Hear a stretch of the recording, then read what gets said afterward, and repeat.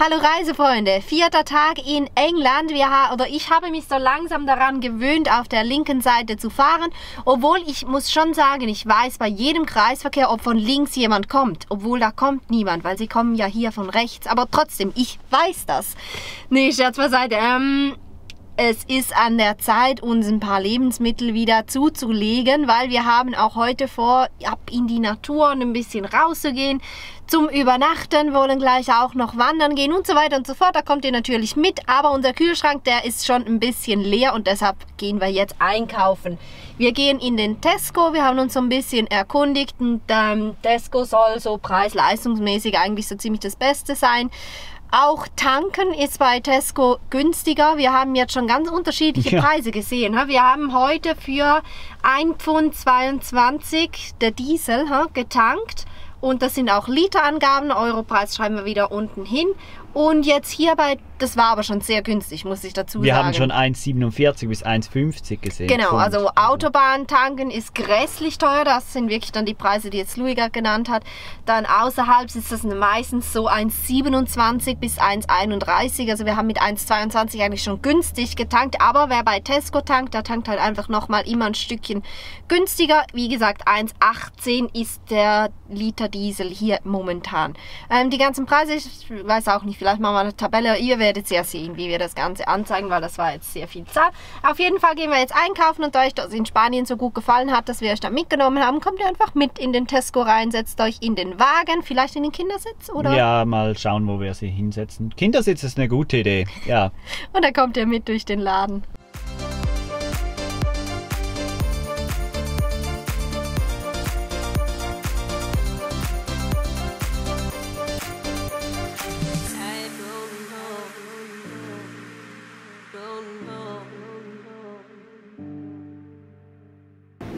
Falls ihr euch gerade über den Qualitätsunterschied wundert, das ist jetzt mit Handy gefilmt und nicht mehr mit der Panasonic Lumix GH5. Genau. Die ist neu, sorry, da muss ich noch ein bisschen überlegen. Also, aber was brauchen wir eigentlich? Haben wir keinen Plan, oder? Nee, wir haben keinen Einkaufszettel gemacht, wie immer, das ist ja immer das Beste. Sehr gut. Dann kaufen wir einfach alles. Dann haben wir nichts vergessen. Scheint mir, als wären die Engländer ein bisschen kochfaul. Oder was sagt ihr zu diesem riesigen Convenience-Gestell hier? Zum Beispiel gibt es natürlich Potato Chips für 2,25. Hier kann man die Beilagen einzeln kaufen, sozusagen. Was haben wir hier? Hier wäre ein Chicken Roast Diner. Wir kochen ja selber, oder? Immer noch. Genau, wir kochen immer noch selber. Wir können uns ja mal Ideen holen, oder? Das stimmt. Gehen wir immer zu den Convenience-Abteilungen, weil hier kann man mal schauen, was die ja so gerne essen. Und dann kann man das ja auch mal nachkochen, weil so Zeugs kauft man eigentlich nicht.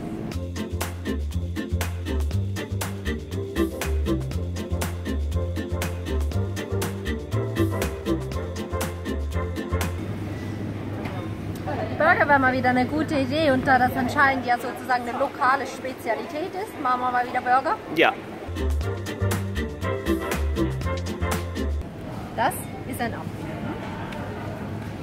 Was soll denn das sein? Noch ein Apfel. Ein Kochapfel. The Cooking Apple Bramley. Mit der Nummer 4210. Ganz schön groß.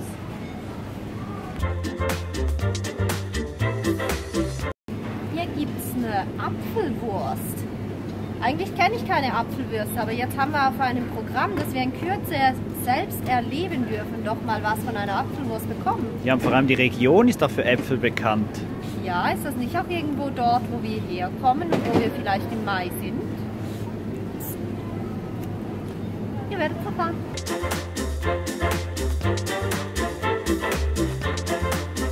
Als Preisvergleich ist ja die Milch immer perfekt, bloß in so einem Gefäß. Hier sind 4 Pints drin. Das sind 2,272 Liter Milch und die kosten 1,09 Pfund. Preis blenden wir natürlich wieder unten ein. Und ich finde das eigentlich sehr preiswert. Bei uns zahlt man doch deutlich mehr für Milch.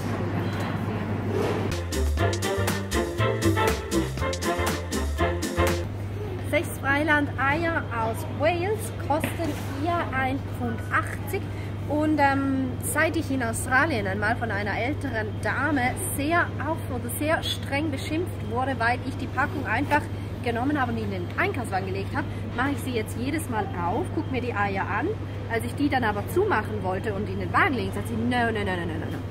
Und dann muss ich jedes Ei einzeln rausnehmen und kontrollieren, ob das auch nicht kaputt ist.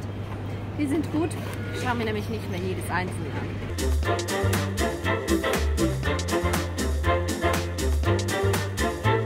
Ist das der Himmel? Meine absoluten Lieblingschips sind Walker Chips. Hier. Wisst ihr warum? Die sind so dolle salzig, das ist so geil. Aber die gibt es nur mit extra Plastik. Das ist nämlich eine Tüte und in der Tüte hat es Tüten. Oh, aufpassen. Und die hat zweimal Cheese and Onion, zweimal Salz und zweimal Salt and Vinegar drin. Wer möchte denn Essigchips essen? Mag das jemand von euch? Ich glaube, das ist der totale Flop Essigchips und das essen sie maximal hier auf der Insel.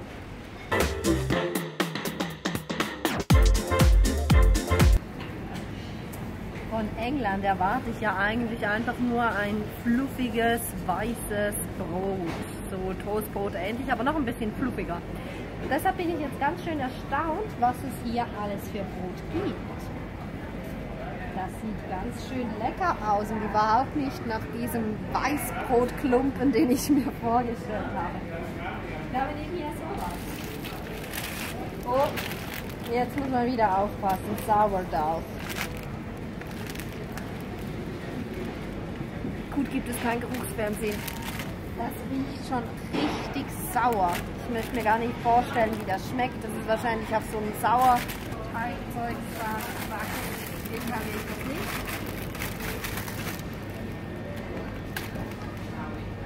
French White Bowl. Das kommt mit. Nicht nur in Belgien, natürlich auch in England hat man die Qual der Wahl, was das Bier angeht. Aber im Vergleich zu Belgien kostet es hier auch ordentlich was an Geld. So eine Flasche kostet durchschnittlich so 2 Pfund und es ist dann doch ordentlich was an Barem für einfach so ein bisschen Bier.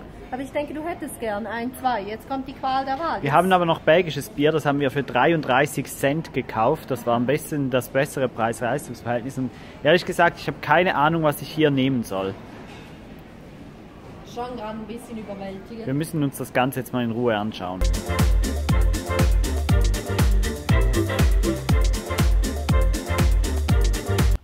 Unsere Ausbeute von heute. Was für ein toller Reim, hm? Ihr seht das allerlei kunterbunt mit Fleisch, Gemüse, mit ein bisschen was an Alkohol.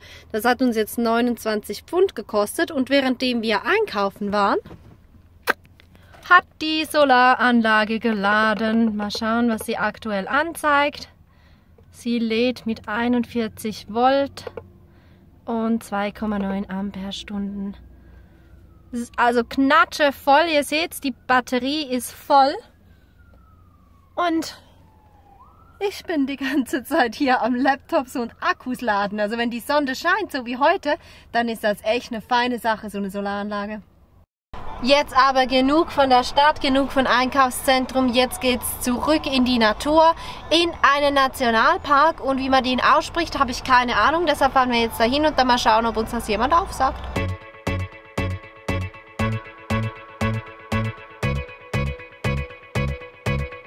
I was found here, you'll come around here if you see that I belong here. I won't get on there, can't you see? Can't you see? Feeding my conceptions, feeding me, keep seeding me. Wir sind im Nationalpark angekommen. Brecon Beacons oder irgend so ähnlich, ihr seht es hier unten, heißt der. Wir waren auch schon im Visitor Center und das einzige Problem bei diesem Visitor Center ist, dass die Leute, die da arbeiten, so nett sind, dass wir eigentlich gar nicht mehr rausgekommen sind. Wir haben jetzt auf jeden Fall auch noch Tipps für die weitere Route erhalten. mit Prospekten und allem zusammen und wissen jetzt auch, wo wir so ein bisschen lang wandern können, weil es gibt hier halt ziemlich nasse Stellen und er hat uns jetzt Wege empfohlen, die halt nicht bis ganz knietief im Matsch sind. Reading my exceptions, deleting me, leading me, leading me higher. I'm indestructible, I'm indestructible. Hey, I started up in my cage and now I'm invincible, I'm indestructible. I've come to see now, it's not for me now to delegate. It's time to go now. You got a lot to facilitate. Feeding my conceptions, feeding me, keep seeding me. Reading my exceptions, deleting me, leading me, feeding me higher. I'm indestructible, I'm indestructible. Hey, I started up in my cage and now I'm invincible, I'm indestructible. Leading me higher, I'm indestructible, I'm indestructible. Hey, I started up in my cage and now I'm invincible, I'm indestructible.